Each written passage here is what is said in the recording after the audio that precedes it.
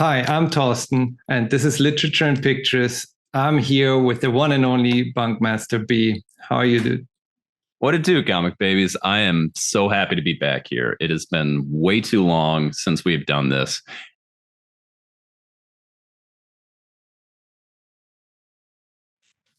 20th Century Men. So, first off, one of the reasons I wanted to send this to you. First off, this was my book of the year last year. This was my favorite book. I love this book. It's not a book I want to read all the time, but every time I do, it's all I want to do.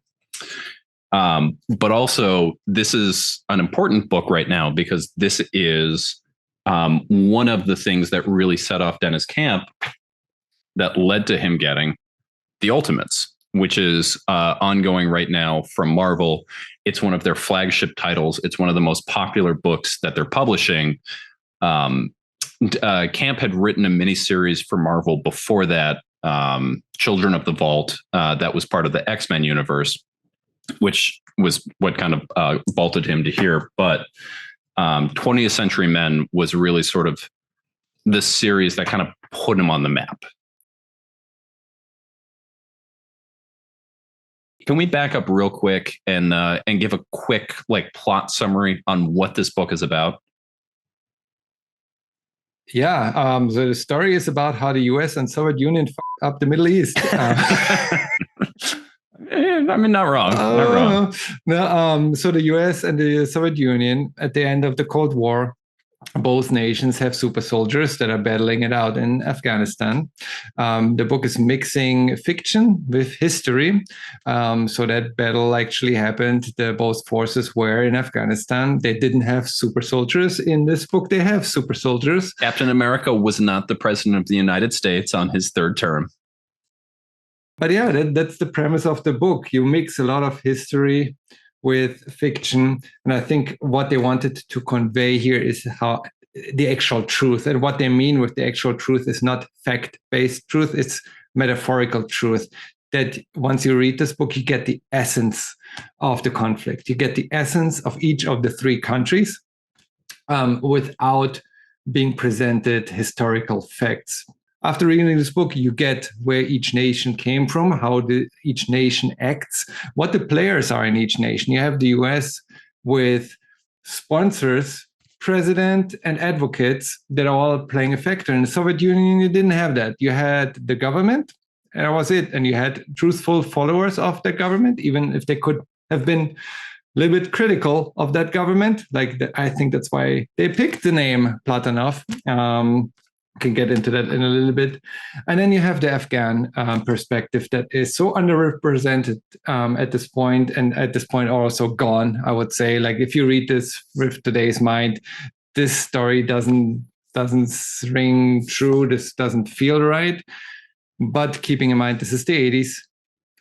I don't know how Afghanistan was in the 80s. I'm sure that Deniz Camp did more research than any of us of how it could have been without the progression that history has taken. I want to believe that this is how it was because I see other countries in that region that are like this.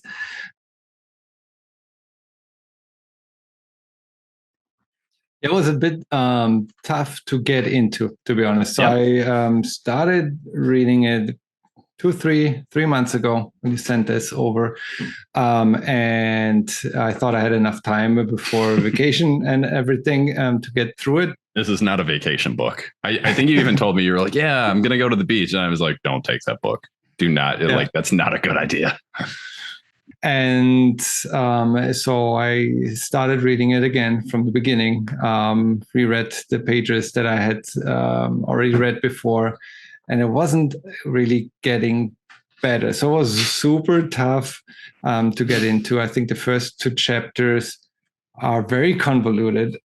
I was wondering if it's just my perspective, if there was like my mood in that situation. But I go back through the first pages, and without knowing the story, none of this makes sense. Even now, I'm wondering, why do they put Vietnam in there? The story has nothing to do with Vietnam. They want to introduce you to a character that you know nothing about, but I don't know if that's the right way. And then yeah, the first two chapters are really, really tough. But since I had to stick with it, I read this third chapter. And once I finished the third chapter, I actually wanted to keep reading. I didn't have time that day, but I made time to continue reading after finishing chapter 3. I was going through chapter 3, 4. I couldn't put it down. And then after chapter 5, so the book has 6 chapters. After the 5th chapter, I was like mind blown. I was like amazed by the story, by the writing. And I read the 6th and last chapter. It gave me chills. So I love this book after finishing it. Yeah. I read the afterword, and maybe that's an explanation.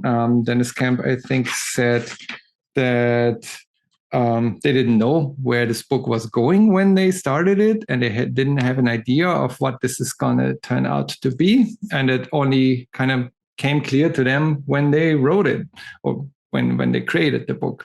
So maybe that's just part of the process. And yeah, as our comics, you publish a chapter by chapter. It's not a novel where you get to rewrite the first chapter if you're not happy with it after you complete your novel. From a story perspective, you're exactly right. And I remember buying this off the stands. And that Vietnam scene at the beginning, I'm just like, what is happening here? Like, why? I don't understand this at all. And I think like I read that, and then like shortly after the Moscow scene, and then the Afghanistan scene where he goes before the tribal council, and I was just like, I think I put the book down. And I was like, I'm not in the right stage of mind to do this. And then I did the same thing as you. I went back. This book clicked with me after issue 1. Once I gave it the full read, I was like, holy, this is a book that is meant for me. Like it's everything that I want. It is like a dense realpolitik, look at superheroes. There was a little bit of an impediment from the beginning, but it by the end of issue 1, like I got there. And it wasn't until I read it the second time and I re-encountered that Vietnam part that I think I understand why. And you actually touched upon it there with the idea of the American perspective.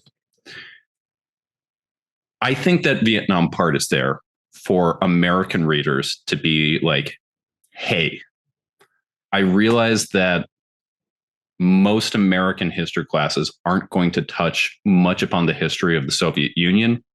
You aren't going to really understand much of sort of Afghanistan as a staging ground during the Cold War, during the 70s. But hear me out. You guys know about Vietnam. I'm going to put this here. I'm going to put some very specific imagery that's in there. We're going to mirror that later on. And it's going to sort of like put that there. So it's like, America, you know about the Vietnam War. From Russia's perspective, this is in some ways their Vietnam War. All of the characters are a perfect metaphor. All of the characters are a perfect representation of how each country's thoughts were going. You have Platonov and the regime there, like the Russian perspective. You have the Azra as the Afghan. Like they kind of have to play the spider, the man in the middle. Like we have to play it. We have to suck up to them because otherwise we'd go under. So we'll have to hopefully get our own agenda in at some point, and the plan comes together. But they're trying to think ahead and know that they can't mess with the superpowers. And then on the US side, you have the overpowered president. You have an activist in Egon Teller that is on the US. That's the only side here that has an activist. For anyone who hasn't read, the president is absolutely supposed to be Steve Rogers, Captain America. I mean, there are multiple points where it talks about like, he's the first super soldier. There's even like a point where it like shows he's reminiscing about World War II, and it like shows the classic thing of Captain America punching out Hitler. And it part of this story is basically, what if Captain America had become president, and what does what does just simply the American political system do to someone, even with all those political ideas? And despite all of that, he still believes in America. The one of the heartbreaking things on his part is, the American president throughout the entire thing always thought he was doing what was best for America. And even with everything that was happening, he's heartbroken that basically America hasn't won the battle. Everyone else who was there is writing checks to his reelection campaign and everything like that, because they find a way they can spin it to the American public that Russia has just set off a nuclear bomb. And, can you believe that the Soviets have done this? We need to get back at them. And he's just sitting there horrified that America has lost in a way that he can't believe that it would happen. But other than in the Soviet Union, the president doesn't have all the say. That's democracy. The president isn't the one necessarily that pulls the strings, that's in charge. That's the Soviet Union. In the US, you have the active. Yeah, you have the activists. He was facing the impeachment processes before all of that happened, because of the work that Egon had basically set up, where he was, after his death, which the president had set up, he was basically trying to set it off. But it's, with America, it's at least what I get. And, this is not a political take, so please don't take it that way. But it's basically saying, like, the power lies in the lobbyists, because we see a president who is sitting on impeachment charges because of actions that he has taken. And then, basically with like no reprieve from those actions, they're basically like, oh, cool, we can spend this. This is great. We're all rich. Great job, everyone. Let's go home and do some coke. Actually having the right intentions. He's like, we can win this war. And the lobbyists are like, no, we don't want to win this. The win is by continuing the war, so we all get richer. And then having the sixth bill as the super soldier who like doesn't give an F. and just goes in and bulldozes over. He doesn't have the ability to give an F. Like where on the Soviet side, you have the government, all empowering government, but you have the super soldier that's the thinker and can still think for himself. On the US, you have on the higher level the president, who isn't really the one in charge. You have activists playing a role. You have the sponsors, lobbyists playing a role, and kind of pulling the strings in the background. And the soldier is just a poor guy who goes in and just does demo mode.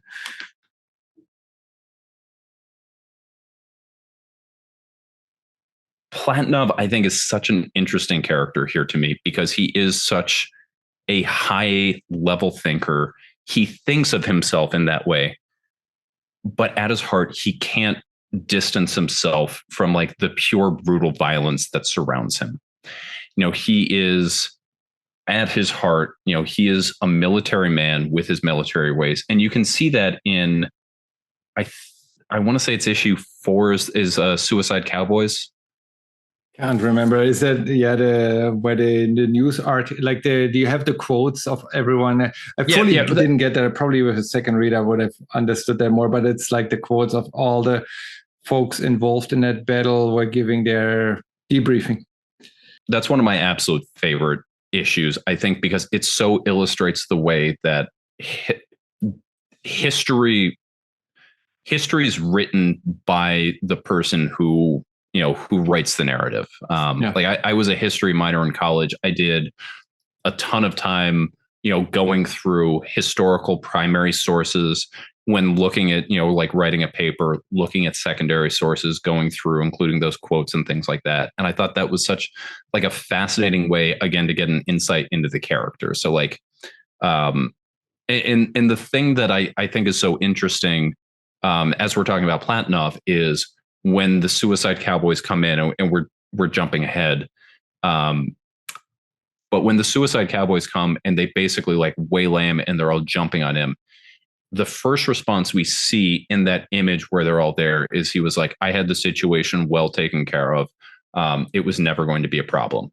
And then immediately you get to Krylov, who's there documenting the whole thing. And he's like, yeah, Platonov would have lost if we hadn't understood they had an external source. And so even though this is a man who is, basically one of the greatest minds on earth, who is, an intelligent man, a classical man, he's so far removed from, from the world of sort of like earthly pleasures. He talks about how what he's given up, and he's given up the Beatles and the Rolling Stones. He's given up Beethoven. He's given up music, like these classical things. And he says, just like a whole bunch of wailing. And so, he's this man that should be like a higher level intellect. And yet he can't put it past himself that he was losing. Again, he is, here a force, a death machine. He's a walking mech that's all coming here. And I think all of the things that we see earlier inform us for that character throughout. Let's talk about how authentic those characters are. The Russian novelist, Andrei Platonov. Yes, I believe 90% sure that that's the one the super soldier was named after. For anyone who doesn't know, Andrei Platonov. I didn't know until you mentioned him, and then I looked him up, and it was like, oh man, can I find a copy of this that I can read in time? I could not. No, I haven't read any of his works, but yeah, after reading this book, I'm halfway through this book, I was like, this is so well researched. This name has to mean something. Platonov, he believed in communism. He was critical of the regime, of the government, which is a very tricky thing to do in in a system like the Soviet Union, which again, I don't want to say communism because no country ever has been a communist country. They've been socialist. And communism is an ideal. It's not a system of government. So he believed in communism. He was critical of the government. He was expelled from the party, tried to get back in to become a member of the Communist Party and was not accepted. So him publishing a bunch of novels that were critical of the system makes me think you should have been arrested or worse. The only thing which is quoted in there, what might have saved him, is that Stalin was actually a huge fan of his writing. And he called him a genius, and that might have been why he was allowed to operate. And Stalin probably felt safe enough for a writer not to be a danger. So Stalin is not someone who ever felt safe. Stalin, like most despots, felt every personal slight, every personal affront. He was not, however, a high thinker. And from what I gathered from what I read on Platonov, is his critiques of the Soviet state, again, different from communism. Platonov is himself a communist.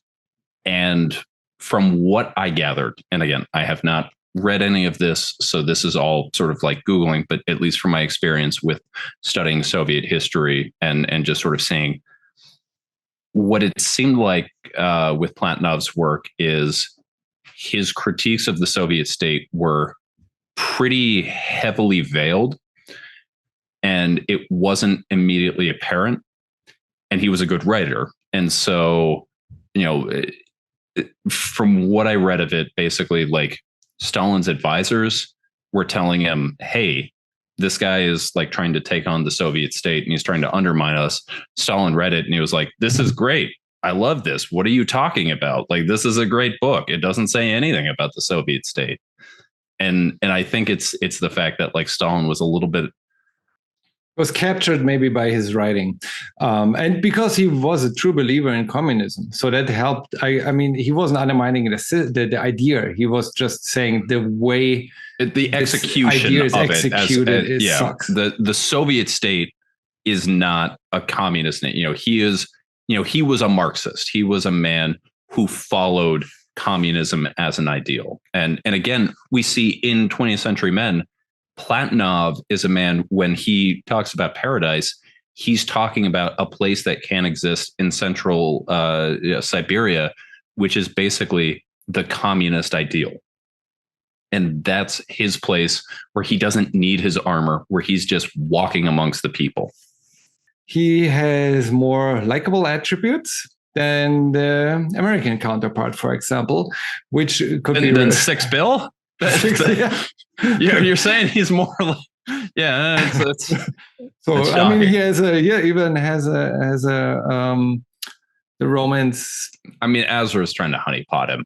He still have the feeling, so you kind of feel for him, right? So, but you don't feel for Six Bill. No, you don't have any empathy with him. No, but with Platonov, because he has that. Again, that's why I think he's modeled after the writer. He has that ambivalent or multi-layered approach to the regime and to communism and the government. He doesn't strictly follow orders by the government. He refuses to be interviewed by the journalist that was sent by the government. Like if he was a true believer, like he would have had no problem with being interviewed by the government writer. He would feel flattered, I want to be, like Stalin was someone who absolutely wanted all of the pieces written about him. And, he wanted that out. And the fact that Platonov is missing that is just there. But to your point, when he's talking about Azra, he is, and this kind of like goes back to, sort of the Russian identity. You look at like Turgenev, Fathers and Sons, the whole like romanticism versus modernism, which in Soviet times you can't have that, but it's still part of like that Russian culture. When he's talking with Azra at the very beginning, when she is, booked him 9 minutes in front of basically the different tribes that have come together. Azra, there's an issue of time. We avoid the question between us. This is a common problem for the intelligent and those in intelligence for the same reason. And he's saying like, there's something there, like there's a spark, and he's like, and we know, but we can't ever indulge it. And there's one of the very few moments of intentional humor in this, and like pretty crass humor, is there's a point where Azra is saying that they're going to go travel, and she says basically like, we'll take the ass. And while she's saying that, she's leaning 100%. Over. She's leaning over. She's wearing these like tight-fitting blue jeans. She says, "I have the ass," and then that's it. That's right. I have the and yeah. And then she's in a position where you think, like, why she means hers, and the next panel pages, like, you see the donkey.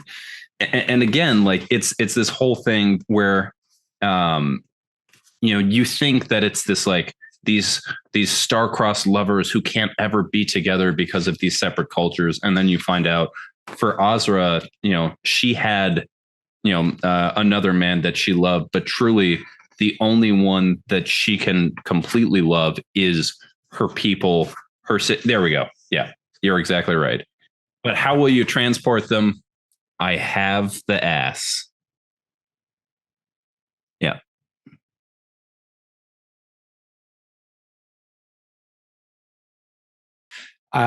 Sometimes when I read it, I wished that it had footnotes on some of the things, because it hits on so many topics. I wish it explored those more, but I'm very thankful that it didn't, because it was already dense enough, and reading footnotes in this would have been a like history book, prose novel. Can you imagine trying to get through issue 1 where you were already like kind of like, God damn it, Bunk. Like, why did you send me this book? I need to get it. The normal reader has not that in-depth knowledge on Afghan history, Soviet Union during those times, even the US perspective, right? Like, I mean, the US, they only hit on, like we mentioned it earlier, the Vietnam War a little bit. They could have gone to Korea, and they could have gone to Panama and elsewhere. And it's just scratching the surface. And there's one example I actually typed down. This I can't remember who. I didn't write down who said it. I think it was Azra, but she says he had so many interesting ideas. Your Lenin. Pity I won't see how it ends. Instead of lullabies, my mother would sing us songs of the revolution. I never had a chance. Not only does it rhyme, but it also is hitting so many the great ideas of Lenin, but I know I will not see them unfold because I know they will not be possible in this realistic world because humans are humans and theory is theory. And on the other side, it's like we are just revolutionaries. So I never had a chance to be something more because we have to fight against the grander. This is poetic. Oh, Azra got so many good lines. So there's basically two reasons why I own this piece right here. I can't, that blocks the mic, so I can't hold it up while I'm talking. But one, I'm a huge fan of basically the cross hatching. Maurice Sendak is one of my absolute favorite artists of all time. And just getting to see the individual line work and how that goes, that was huge for me. But the second is one of my absolute favorite parts of the book. And Azra is my favorite character in the whole thing because of sort of what she's doing. And again, we've talked about the fact that her village is this idealized state that can't exist, but it does in the context of this book. But when her sister asks at the beginning of, or the end of issue 5, and do you trust him? Talking about Platonov. And then that's the through line that sees us through issue 6, where we, she says, my sister was the smart one. My mother was this one, and all of that. And then finally at the end, and she says, do I trust him? And she says, yes, absolutely. I trust him. He's a bomb, and I always trust bombs to explode. And that's the image that comes from that particular page. And that is just one of, in the context of the story, that's one of my favorite parts, where again, Azra is, even though, like you said, she understands that she is not even a minor player. She's not a player in this conflict. She is still doing everything she can to try and, secure her village, to try and make sure that she's safe there. And just I love that idea that it's just even Platonov, the Ubermensch, the super soldier, all of these things, it's still, he can be understood and he can be played for all of that. Yeah, and it makes you believe that she has this human connection, but she's still playing the game. She's still in the game. She hasn't lost her side. She doesn't need to trust a human. She doesn't need to have that personal reference. She just needs to keep playing the game, and the game is the bomb will go off.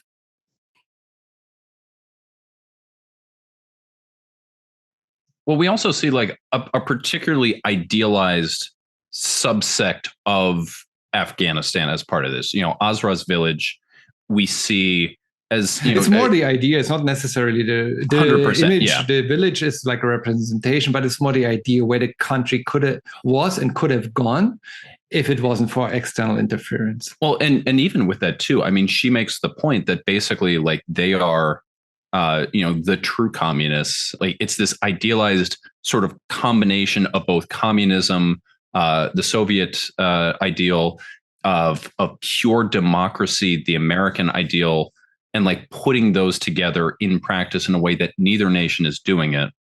And seeing all of that is going here. Now, whether anything like that was actually happening, even in the small scale in Afghanistan, I think is largely irrelevant. It's more the fact that it could have, and yet it's sort of here's this example of the perfect intersection of these two cultures, and neither of them can see it because they're so interested in their own interest that's going on. both, with the Soviets, with basically taking it up as a satellite state that they need to be like the protection force for, the U.S. and the continuing business interests of the Cold War, and all of this happening while basically the ideal for all of them is being crumbled beneath all of them.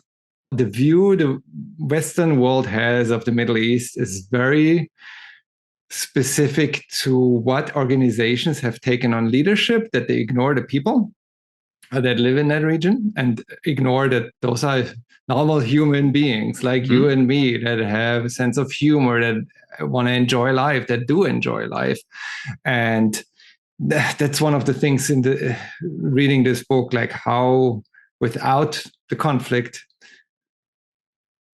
would Afghanistan have developed different? I mean, there's no doubt that it would have developed differently, but the Taliban would have not. It hadn't been a colonial power that the Western nations just sort of carved up. I know, it sounds stupid. I want to put this out there because we have some viewers maybe that need to be brought in first.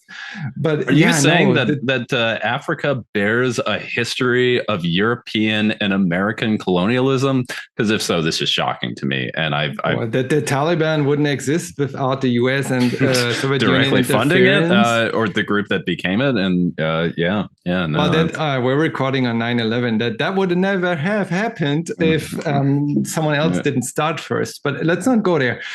This book represents the view in the late 80s before the Soviet Union fell, and I think the protagonist. Sorry, that comment needed a chug there on that one. I tried to fly over it, but you want to comment on that? Stop!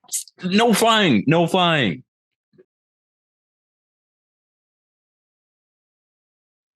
Well, and I think so much of this story too is illustrating about, just how common people get stuck in the middle of the decisions of, the powerful that are going there, and whether that's the Afghan people, whether that's the Soviet troop that Krylov joins up with, where, they've basically resigned themselves to death. They've gone out, and we get to know them and kind of love them through this. And then they understand that they're going to be dying. I mean, from the very beginning, when the giant, tells Krylov, you have to pack your own parachute. You can't have anybody else do that, because if your parachute goes off, doesn't go off from its own mechanical failure, you just die. Like, you're fine. Like, you're gone. But your friend who packed it, they have to live with that for their entire life. So, like, for their sake, pack your own parachute.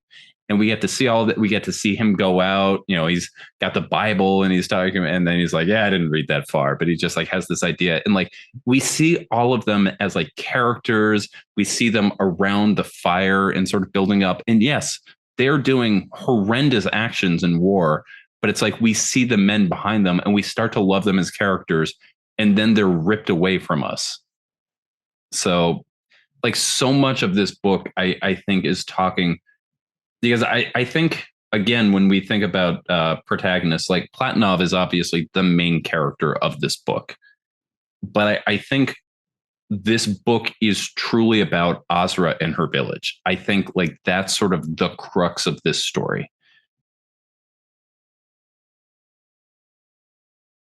Okay, one statement and one question. So the supernatural powers here are never really explained, right? We don't know where they came from. But question, is it important that they have supernatural powers? Is it important to the story? We could have gotten a story without superheroes if this wasn't comics. I get why it's superheroes and superpowers, because it's a comic book.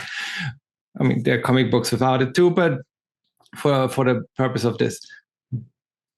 But we don't get an explanation. They don't really need to use them that much. I mean, they could have used some other equipment. Is it important to the story that those are superheroes? I can answer this in two ways. Is it important to the story that's being told? No, absolutely not.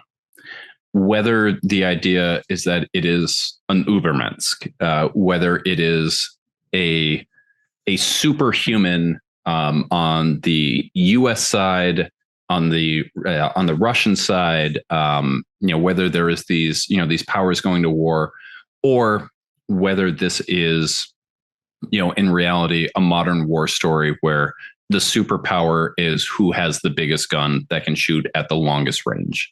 No, it's not important. The important part of the story is the conflict and the people who are caught in between. However, and you touched on this right there, the superheroes in this part are very, very important for telling a story in this particular setting. And I think in this, especially because it sort of touches on sort of the touchstones of both cultures, because again, for the US, the president is very clearly an old Steve Rogers. Like it is Captain America. It's the first super soldier. It's the guy who punched out Hitler, but then he's put into power. He's elected. He's not just an ideal. He's a man who's going there. We're seeing that combated with the idea of the sort of Russian, romantic, who is the perfect mind mixed with the perfect technology. And it's all of these things. It's both of those things clashing together. Because like I said, I mean, this story was dense enough as it is.